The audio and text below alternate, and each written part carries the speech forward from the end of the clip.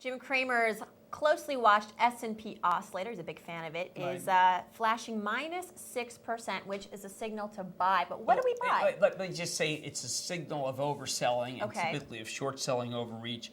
Whenever we've gotten to -5 in the last 3 years, shorts should cover. Whenever we get to -6, you had to buy. I don't like to anticipate. I like to wait for the number to turn to 6.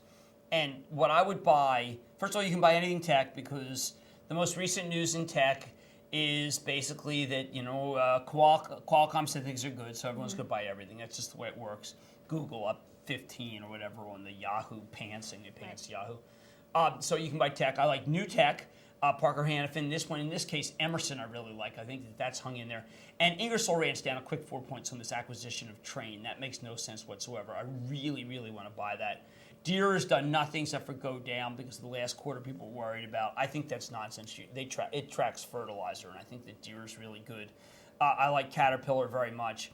But I want to emphasize is that the worst group that might rally is the financials, and you're beginning to see that. I sold 100 shares of Goldman Sachs today because it was up 6 ahead of the quarter. Now, maybe it can go up another 6, but if it doesn't, I have a chance to buy it low. I buy a little bit lower. But the bad financials can rally because they're the most heavily shorted. When the oscillator turns -6, it is the shorts that take it on the chin. So you can anticipate they're scrambling. Now, obviously, I don't like to play it that way because I never like to buy something I won't end up being stuck with. So I would prefer the new techs and the old tech that I like, that I think rallies. Salesforce.com starting to move up. I flagged that one yesterday. Oracle moves up very slowly, but it does move up. IBM breaking out here. Hewlett-Packard, the acquisition might be good. And Owens Corning,